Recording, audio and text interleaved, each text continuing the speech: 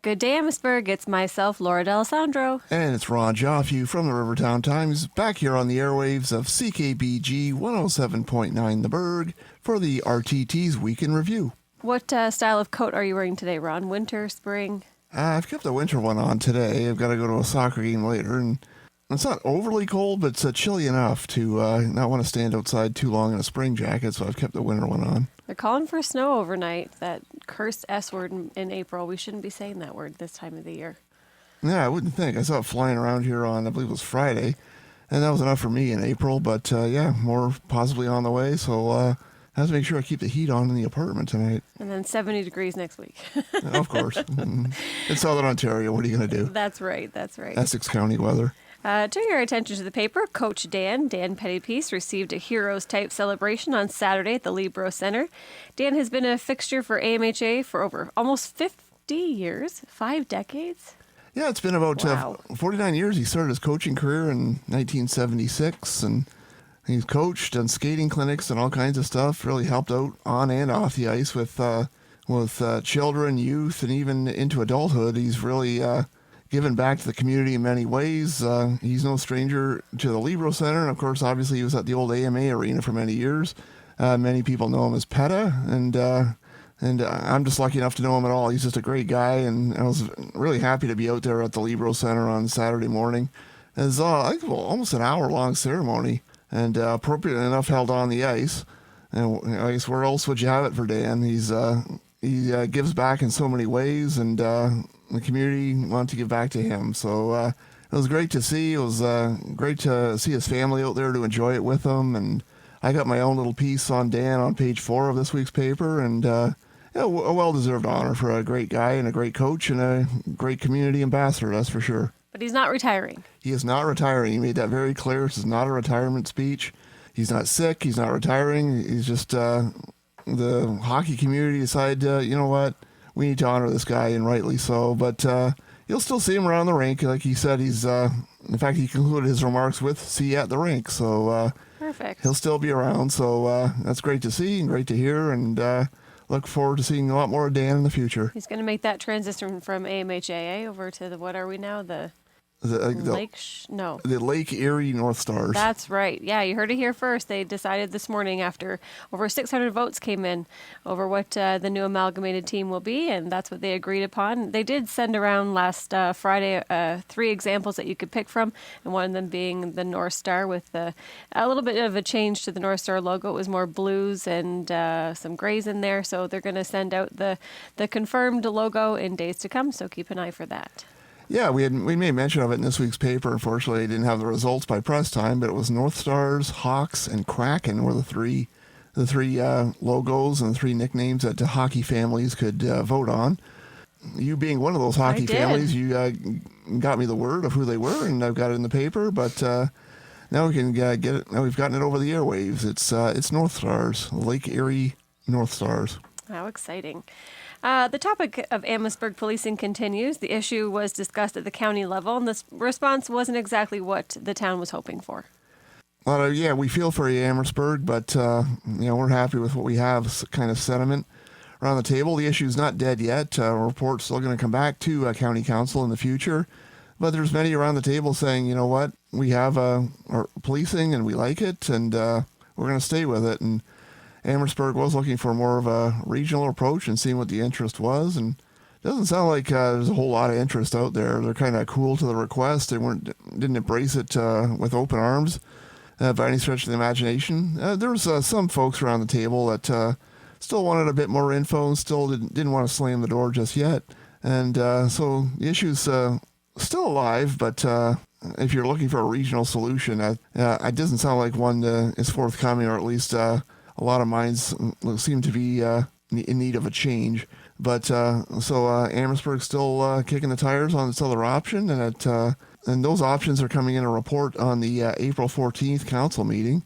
I've got a brief write-up on a report from CAO Valerie Critchley, with her recommendations, and one of them is to keep exploring the OPP. I think that's the big one that kind of came out of that report. She also made a report about reestablishing a standalone police service here in Amherstburg. They said they've had informative meetings on that. And again, they're looking at OPP. They're possibly, and they've made it known to Windsor, hey, you know what? We'll see. We're willing to negotiate here as well, and we'll see what actually comes out of it and which way they go. But it sounds like there's still options on the table. But the one at the county level about a regional service, technically still on the table. But again, if you're looking for that solution, I wasn't left with a whole lot of optimism. And I watched the live stream on the internet last week, and Fred Groves covered the story for us in this week's RTT, so make sure you check that out. That's on page 2. And, of course, we'll be continuing following this issue. Essex County Agricultural Hall of Fame inducted 3 new members last week. On hand to present the awards was newly elected MPP Anthony Liardi, and the awards were handed out at the Agricultural Center, or Hall, I guess it would be, the Egg Hall in Harrow, also on the fairgrounds, as most people know that by now. So 3 new honorees inducted to the Agricultural Hall of Fame. Yeah, Leslie Huffman Balsillie, Murray McLeod, and the late Robert Rebko were inducted, and it was great to see so many people attend and support these 3 fine individuals, and all very well deserving. And we got more information on page 3 of this week's RTT and on our website, www.rivertowntimes.com. Great to see. I know Anthony Liardi was out. Essex Mayor Sherry Bondi was there. A lot of folks from the sponsor organizations that put these names forward. Lots of biographical information is included in the story, so you kind of get a better idea who these fine folks are. I understand you go to church with one of them. I do. I go to church with Leslie. Her family has done a lot in Harrow and Essex County, and she owns the Fruit Wagon on County Road 50. So right on, yeah. That's one of the things she was honored for. And again, full story starting on page 3 of this week's issue of the RTT, and so you make sure you check it out. Town Council is looking to the province for feedback to see if Boblo Island would fit the criteria for the provincial pilot project to allow golf carts back on the island. They tried once before and didn't get a positive feedback, but they're going to try again. I know the Boblo Island Homeowners Association is interested in it, and we'll see if it goes any further this time around. I know there's an area of Lakeshore that has been included as part of a pilot project, and Amherstburg is at least kicking the tires on that once again to get it included for Boblo. We'll see if they can get any further with it this time around. They're going to make at least another attempt at it.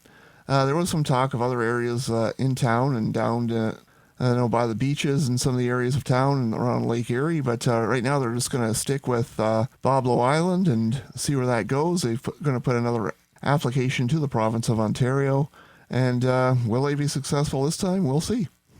Amherstburg Community Services, in partnership with the town, hosted a volunteer recruitment fair.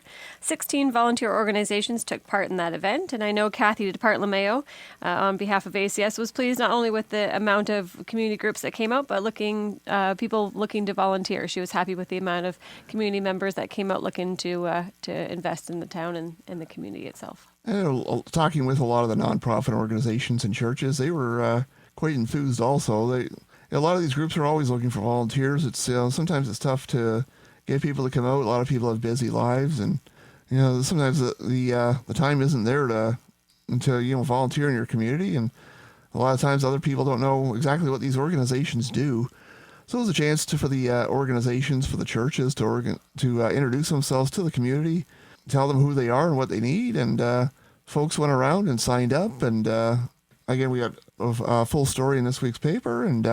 And just I want to plug, I don't have the full list. They're in the paper this week and on the web. But if you're interested in volunteering for any of these organizations, I'm sure they're still interested in having you. It's just because the volunteer fair is concluded for this year doesn't mean these folks are all filled up and no more slots for volunteering. So make sure you check out if there's a particular organization that you're interested in following up with. By all means, do so, because volunteering is a great way to give back, and you're really helping a lot of nonprofit organizations and churches out in the community, and they're always in need. And again, make sure if you have time to give, feel free to do so. It's not just for retirees. If you're a high school student, you still need your 40 hours. It's a great way to give back. So again, full story in this week's issue of the Rivertown Times. And it doesn't take much, right? Everybody has an hour here or there that they could commit to helping, and it's surprising the connections that you make. I know, not being from Amherstburg, that was one of the big things I made a point of doing when I moved here, was getting involved in things, and that's actually how I think I knew you before we worked together. I knew you through Rotary. I think so, yeah, because He used to come out to cover things that we would do, and all the people I've met through Rotary and the Miracle League, I wouldn't have the connections in town if not for those volunteer experiences. So I can't say enough about volunteering, obviously. Absolutely. A comedy show was held at Lot 10 Brewery last Friday. It was in support of the Save African Children Uganda, and they raised over $1,900. Yeah, it was 3 area comedians were out there, and it was a great show. It was a good time, and they allowed me to stay for a couple of laughs. So actually, a lot of the laughs, because again, I really enjoyed the show. So if Leo Dufour helped work with SACU on it, and they're doing SACU's doing a lot of good work for the children and youth in Uganda. A lot of the less fortunate folks, and they're helping to build schools or helping to feed some of these kids, and they're always looking for sponsors. SACUspirit.org is their website if you're looking to check them out. And again, that's like yet another. They weren't at the volunteer fair, but I'm sure they're always looking for sponsorships and ways to give back. And Gary George and CJ Irwin were the other comedians out on last Friday night. And again, there's about I think they raised about $1,930 to be exact for SACU. And I think they're having another one in the fall, it sounds like. And again, I know Leo Dufour's expressed an interest in putting on comedy shows for other charitable groups. So make sure you check him out, and make sure you check out SACU. Maybe you could try your hand at a little bit of stand-up. I know some impressions you do quite well. Yeah, I don't know if that go over well in public, but that's just more of a private thing, eh? Yeah, kind of inside jokes.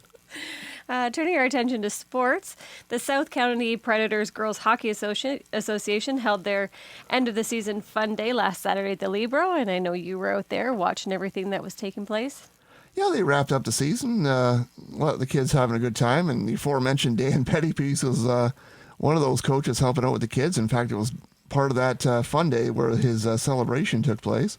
And yeah, it was a great day for the kids, and they have age groups, I believe, from U7 to U21, I believe, is the age range that they serve.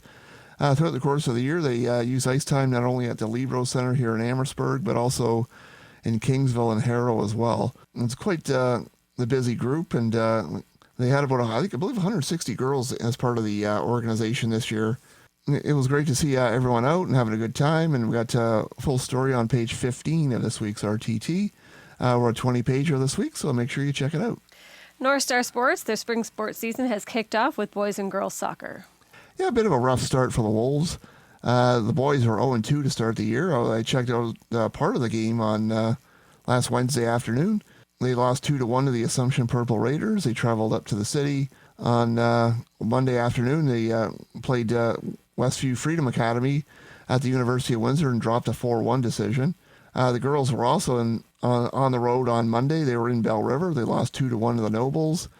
And if you want to see the girls in action, it's today, 4 o'clock, and it's their first home game of the year at the Libro Center. Again, 4 o'clock, and make sure you head on down there for some high school soccer, and you can check that out. And they battle the Erie Migration team, so I believe they're the Coyotes, the Erie Migration Coyotes at 4 o'clock today, April 9th, at the Libro. Go Wolves. Rose City is hosting the Ontario Gymnastics Championship at the Libro this weekend. Thursday through Sunday out at the Libro Center. We got a bit of details on page 15. It's ticket prices and that sort of thing. So about 1,200 athletes are coming to Amherstburg.